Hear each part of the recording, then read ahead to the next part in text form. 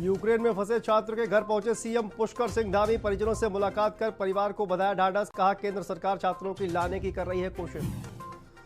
धर्मनगरी कनखल के जगतगुरु आश्रम पहुंचे मुख्यमंत्री धामी ने फिर किया सरकार बनने का दावा। शारदा पीठाधीश्वर जगतगुरु शंकराचार्य से लिया आशीर्वाद। यूक्रेन में फंसी छात्रा ने बयां किया दर्द। बोली अब दबाके सुनने की हो गई है आदत। सुमी शहर में फंसी है सोमेश्वर नगर की रहने वाली एमबीबीएस की छात्रा जिया। हरीश रावत के जिस बयान ने मचाई थी राजनीतिक गलियारों में हलचल, अब उस पलटे हरदा। कहा सोनिया गांधी जिसे नाम कर देंगी वही होगा सूबे का मुखिया। महाशिवरात्रि पर उत्तराखंड में उमड़ा आस्था का सैलाब। भोलेनाथ के दर्शन के लिए सुबह से मंदिरों में लगी भीड़। मंदिरों को भी दिया गया भव्य रूप। भूस्खलन से रुद्रप्रयाग के राजस्व गांव झाली मठ में अफरा-तफरी, लोगों ने भागकर बचाई जान। 9 परिवारों के 67 लोगों ने रिश्तेदारों और स्कूलों में ली शरण।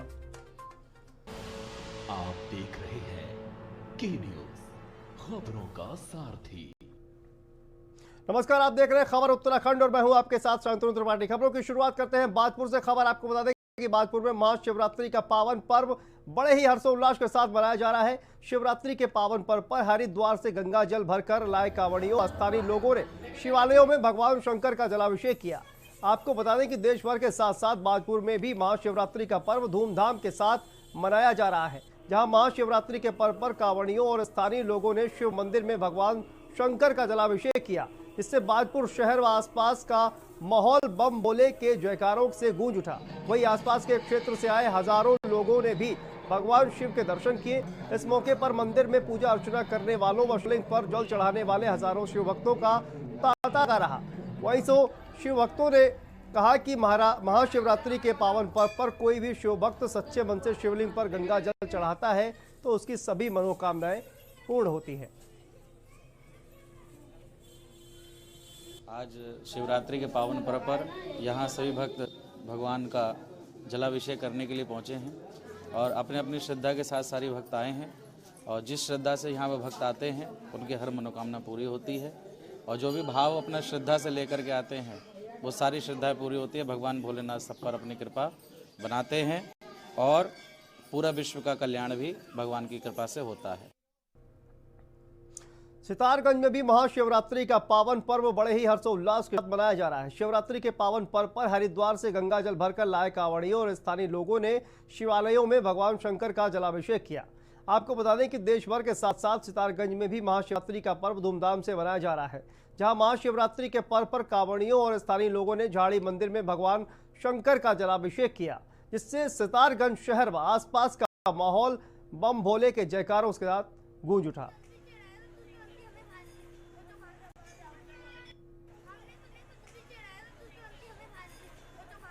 शुभकामनाएं सबको। आज सितारगंज में शहर के अंदर विशेष बहुत से मंदिरों में महाशिवरात्रि का पर्व हर्षोल्लास से मनाया जा रहा है। यहाँ पे शक्ति फार्म में झाड़ी मंदिर में और नगर के शहर के बीचों बीच स्थित मंदिर में भी यहाँ पे महाशिवरात्रि का आयोजन बहुत ही हर्षोल्लास से किया जा रहा है और भक्तगण अपनी पूरी आस्था से यहाँ पे मंदिरों का यहाँ पे आ रहे हैं और यहाँ पे शिव जी का आशीर्वाद ले रहे हैं। रुद्रप्रयाग जिले के सारी झाली मठ में अचानक हुए भूस्खलन से गांव खतरे की जद में आ गया। भूस्खलन होने से ग्रामीणों में खौफ का माहौल बना हुआ है।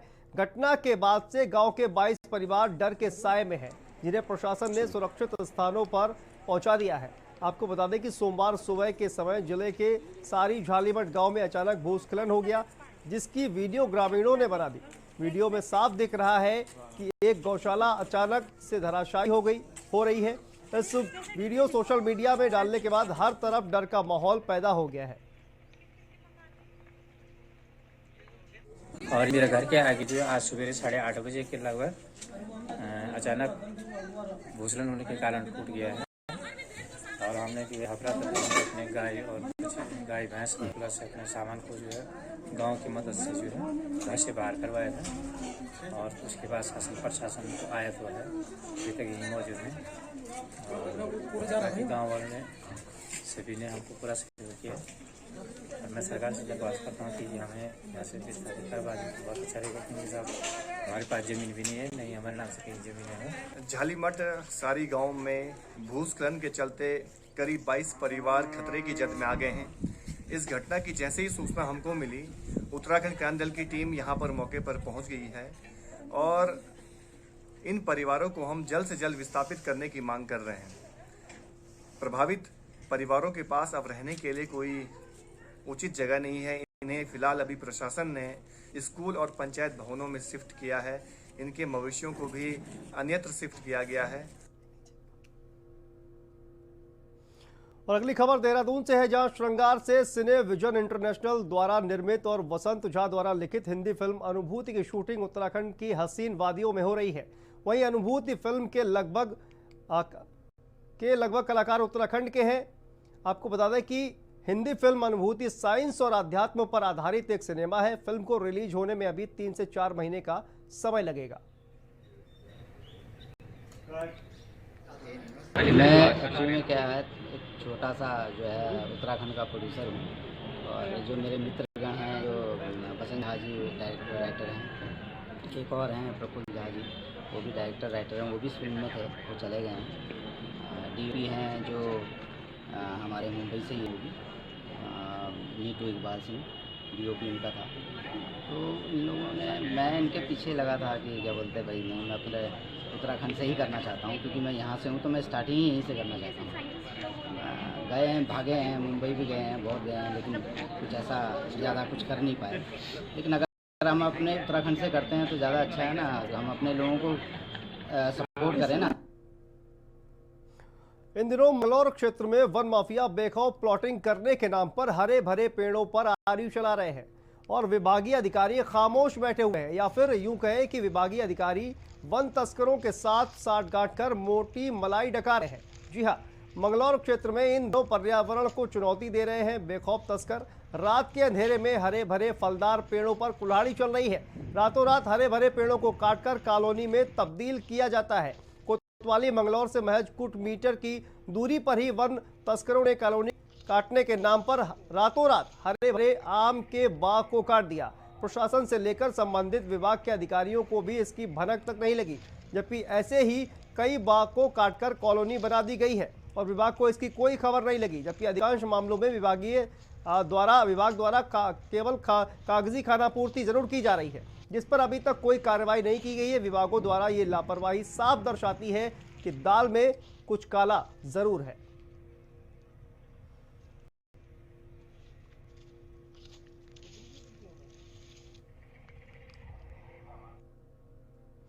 और खानपुर में ग्रामीण क्षेत्र होने के कारण बड़े पैमाने पर कोल्हुओं में गुड़ बनाने का काम किया जाता है। इन कोल्हुओं में गन्ने के रस को पकाने के लिए ईंधन की जगह प्लास्टिक और रबर का इस्तेमाल किया जा रहा है।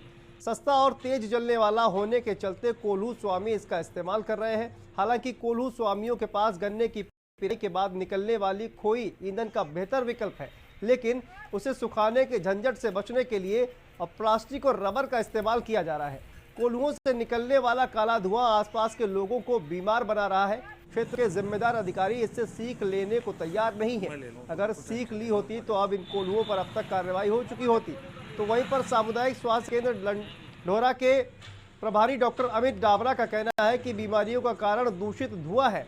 गन्ना कोल्हू से प्लास्टिक और रबर जलाने से निकलने वाला धुआं जानलेवा बीमारियों की वजह बन रहा है। ये धुआं कैंसर, मानसिक रोग, प्रजनन क्षमता, अस्थमा, सांस की अन्य बीमारियों का कारण बन रहा है।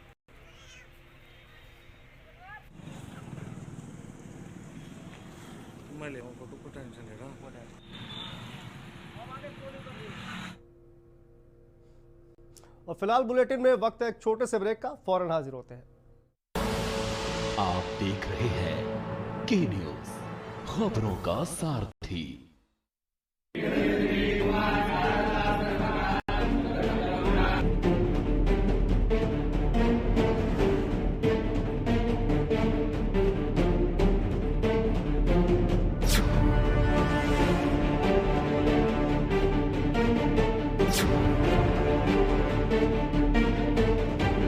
सुबह के लिए उड़ चला गैरों की ज़मीं पर, खुश खुशबू अपनेपन की ढूंढता और दूर कितना भी जाओ, इस जुबान से दूर ना जा पाओगे।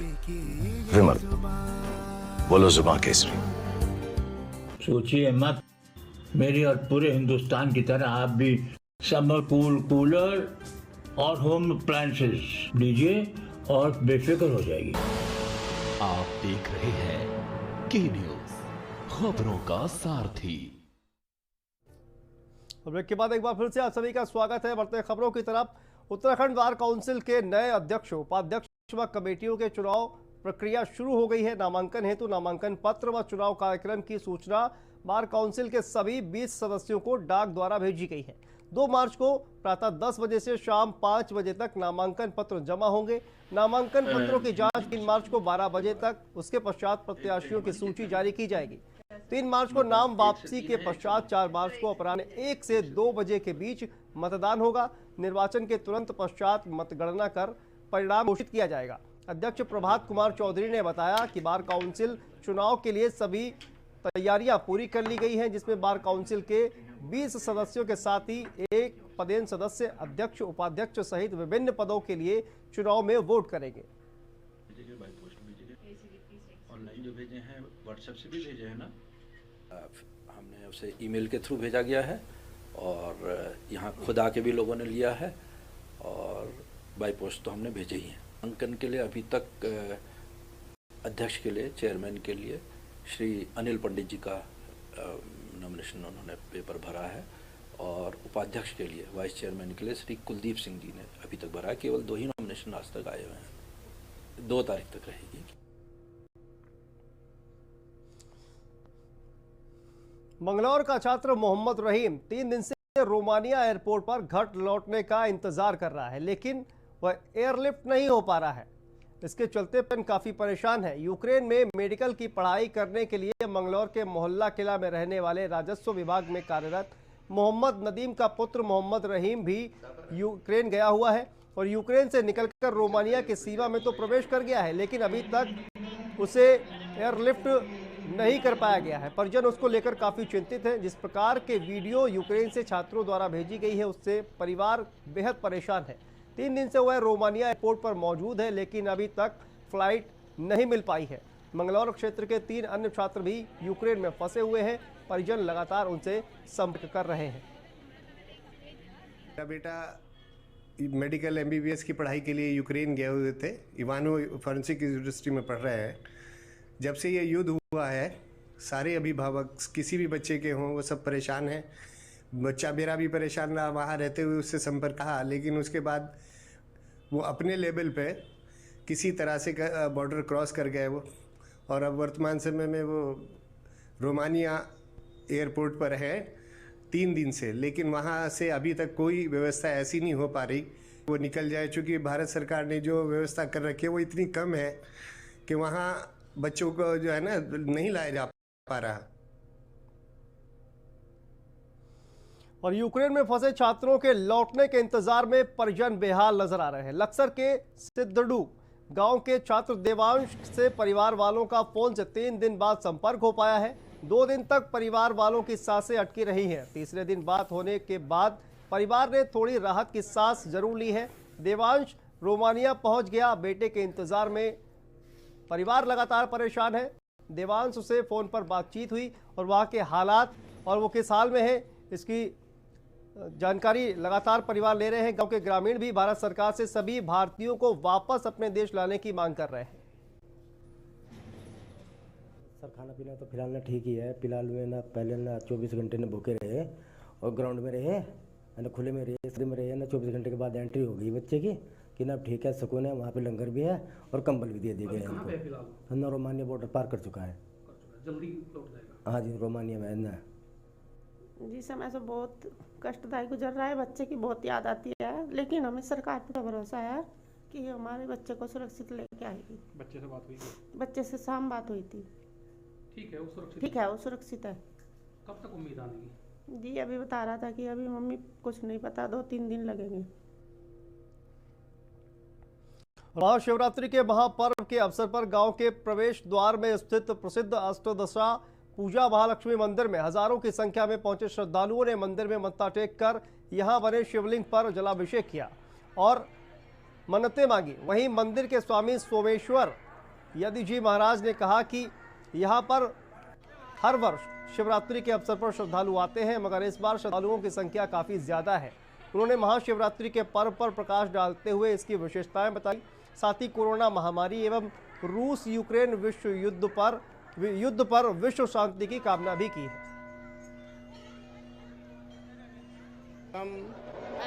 आज शिवरात्रि के पावन पर्व पर आप सभी क्षेत्रवासियों को हार्दिक शुभकामनाएं। हमारे सनातन धर्म में शिवरात्रि का जो है महान पर्व है, बड़ी श्रद्धा और उल्लास के साथ मनाया जाता है। प्रातःकाल से ही सभी श्रद्धालु भक्त लोग भगवान शिव का जलाभिषेक करते हैं और भगवान शिव के जो पार्थिव पूजन बना करके असंख्य जो पार्थिव बनाते हैं उसका विधिवत षोडशोपचार के द्वारा पूजन किया जाता। और सरोवर नगरी नैनीताल में महाशिवरात्रि के अवसर पर भगवान शिव के मंदिरों में भीड़ उमड़ रही है। भगवान शिव की पूजा अर्चना के लिए स्थानीय लोगों सहित पर्यटक का सुबह से ही शिवालयों में श्रद्धालुओं का तांता लगा हुआ है। वहीं नैनीताल के नैना देवी मंदिर प्रांगण में भगवान शिव पर बेलपत्रों और जलाभिषेक करने के लिए श्रद्धालुओं की भारी भीड़ उमड़ रही है। सभी शिव भक्त मंदिर में जलाभिषेक कर भगवान शंकर की आराधना कर रहे हैं। भोले बाबा के बहुत बड़े आभारी हैं कि नैनीताल ऐसी जगह में हुई महाशिवरात्रि वाले दिन अपनी पत्नी और अपने भाइयों के साथ हमें दर्शन दिए भोले बाबा ने। बहुत अच्छा लग रहा है और हम चाहते हैं कि भोले बाबा अपनी कृपा दृष्टि हम सब पे सभी लोगों पे बनाए रखे, ऐसे ही हमें दर्शन होते रहे। और हमें जो है हम यहाँ पे भी हमने दर्शन किए, हम बागेश्वर नहीं जा सके लेकिन बैजनाथ गए, मुक्तेश्वर गए, सिद्धेश्वर, इन जगह पे भी हमने भोले बाबा के दर्शन किए और ये लगा कि भोले बाबा उत्तराखंड के जो है राजा है, पूरे विश्व के राजा है। लेकिन यहाँ के लोगों की कुछ असीम कृपा है कि जो लोगों को यहाँ पे उनकी जो दर्शन मिलते हैं, उनकी कृपा मिलती है। तो हम सभी से जो है आज शिवरात्रि है, आज दर्शन भी हो गए। और यहाँ पर वक्त है एक छोटे से ब्रेक का, फौरन हाजिर होते हैं।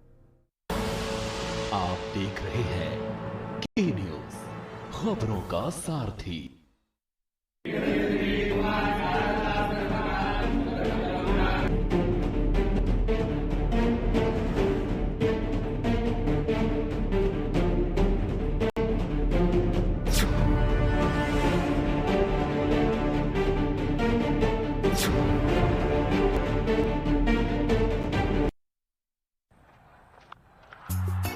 Yes! Yes, yes, yes! In your face, loser. See you in soccer.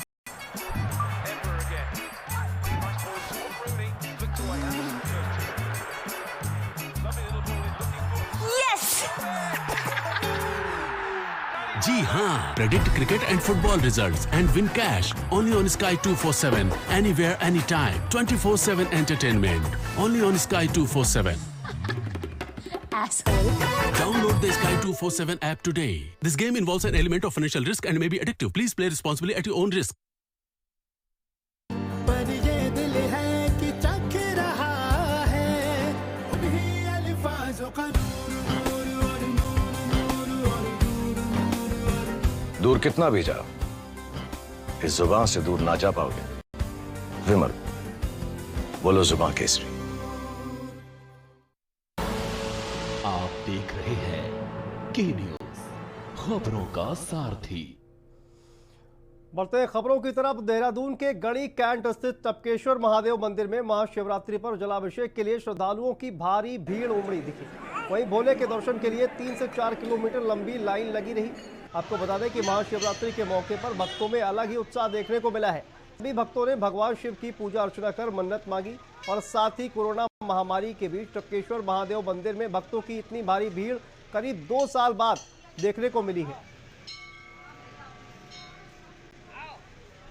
Mahashivratri पर्व की बहुत शुभकामनाएं देना चाहता हूं आपके चैनल के माध्यम से। देहरादून में आप संपूर्ण विश्व को कि भगवान शंकर के सबसे प्रिय दिन शिवरात्रि के महान पर्व पर 2 साल बाद थोड़ा सा एक भक्तों में एक उत्साह, भक्तों में एक आनंद का क्षण देखने को मिल रहा है। आदि अनादि पौराणिक स्वयं शिव टपकेश्वर महादेव मंदिर सबके ऊपर अपनी कृपा बना के रखें। आप देख ही रहे हैं भक्तों का उत्साह। रात्रि 12 बजे भगवान शंकर का विशेष द्रव्यों से अमुक पंचगव्य, पंचामृत, फूल, पुष्प, नैवेद्य, भांग, धतूरा से भगवान का अभिषेक किया गया। बाबा से प्रार्थना किया, क्योंकि ऑर्डर दानी है वो, कि प्रभु जगत के कल्याण के लिए आप अपनी कृपा बना के रखें।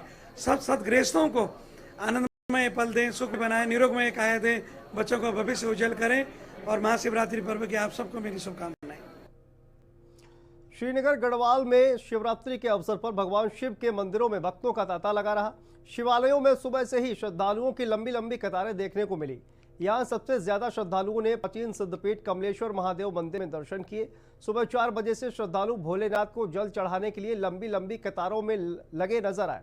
ऐतिहासिक सिद्धपीठ कमलेश्वर महादेव मंदिर में सैकड़ों की संख्या में श्रद्धालुओं ने दर्शन किए और दूध, बेलपत्री आदि चढ़ाकर भगवान शिव की पूजा की।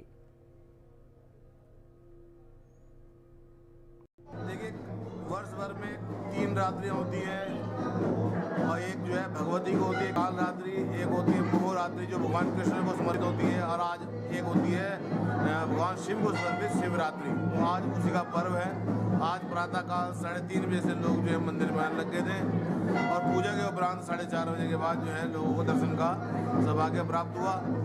और आज रात्रि भर जो है पूजा चलेगी, 4 प्रकार की पूजा होती है यहाँ पे। और कमलेश्वर महादेव का विशेष शिवरात्रि के पर्व पर पूजन का महात्मा है, क्योंकि अभी माघ शुक्ल पक्ष सप्तमी, अचला सप्तमी के दिन जो है भगवान शिव को यहाँ पर संतान के लिए मना रहे हैं और आज उनका विवाह होता है शिवरात्रि के दिन। तो कमलेश्वर महादेव में शिव पूजा का विशेष महत्व माना जाता है। उत्तराखंड चुनाव के बाद मतगणना में कम समय बचा है, लेकिन उत्तराखंड में दोनों ही पार्टियां, भारतीय जनता पार्टी हो या कांग्रेस हो, अपनी अपनी जीत का दावा कर रही हैं। वहीं आज भाजपा प्रदेश कार्यालय में प्रदेश प्रवक्ता रविंद्र जुगरान ने कांग्रेस के दिग्गज नेता हरीश रावत पर वार करते हुए कहा कि हरीश रावत जी को सोते जागते सपने आ रहे हैं कि वो मुख्यमंत्री बन गए हैं। तो ऐसे में कांग्रेस को थोड़ा सब्र रखना चाहिए।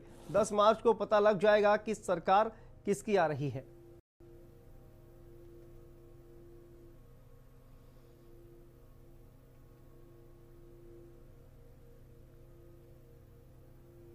क्या कहें अब उनको, सोते जागते सपने में भी अंतरिक्ष हो, पाताल हो, धरती पे तो वो है ही नहीं, या तो अंतरिक्ष में या पाताल में। उनको तो खासकर हरीश रावत जी को तो यही दिख रहा है कि वो मुख्यमंत्री हैं। अभी भी मतगणना होनी शेष है, लेकिन वो अपने को मुख्यमंत्री मान के चल रहे हैं। पिछले 20 दिन से सारी घोषणाएं उनकी ऐसे हो रही हैं कि जैसे वो चीफ मिनिस्टर होंगे। यूपी वो चुनाव के लिए गए हुए हैं, लेकिन उनका सारा मन जो है वो मुख्यमंत्री की कुर्सी पे ही अटका हुआ है। प्राण तो उनके वहीं अटके हुए हैं ना। तो कांग्रेस को तो सोते जागते स्वप्न में भी यही दिख रहा है कि उनकी सरकार बन रही है। अब थोड़ा वेट कर ले, 10 मार्च को मतगणना होनी है। 12-1-1:30 बजे दोपहर तक जो है सारे निर्णय आ जाएंगे। हम तो अपने काम के आधार पर आश्वस्त हैं कि हम पूर्ण बहुमत में आएंगे, 40 के लगभग, 40 के आगे भी पहुंचेंगे। तो हम काम के आधार पर बात कर रहे हैं। और रूस और यूक्रेन की जंग के बीच एलपीजी सिलेंडर के नए रेट जारी हो गए हैं। सिलेंडर के रेट में 105 रुपए का इजाफा हुआ है। यह इजाफा कॉमर्शियल सिलेंडर में किया गया है और राहत और बहुत हद तक संभव है कि 7 मार्च के बाद घरेलू सिलेंडर एलपीजी भी महंगा हो जाए। भारतीय जनता पार्टी के प्रदेश प्रवक्ता रविंद्र जुगरान ने कहा कि शिवरात्रि के मौके पर हम दुआ करते हैं कि सब ठीक हो जाए, लेकिन इस युद्ध का असर विश्व के साथ भारत में भी देखने को मिल सकता है, जिसमें पेट्रोलियम पदार्थों के साथ अन्य चीजों में भी महंगाई हो सकती है। दूसरा भी शिवरात्रि का महापर्व है और हम भी जो है भोलेनाथ जी से यही दुआ कर रहे हैं, यही जो है हमारा निवेदन है, प्रार्थना है कि रूस और यूक्रेन के बीच में जो ये युद्ध छिड़ा है ये तुरंत युद्ध विराम हो, अन्यथा भारत के साथ साथ पूरी विश्व पे इसके बड़े दुष्प्रभाव पड़ेंगे।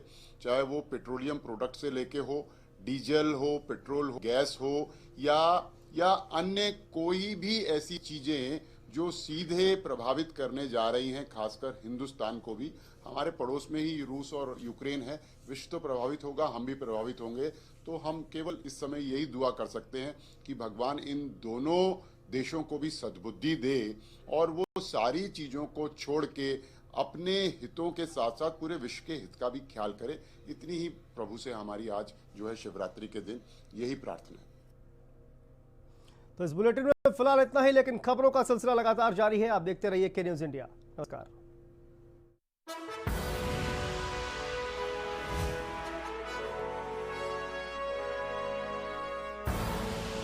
आप देख रहे हैं के न्यूज, खबरों का सारथी।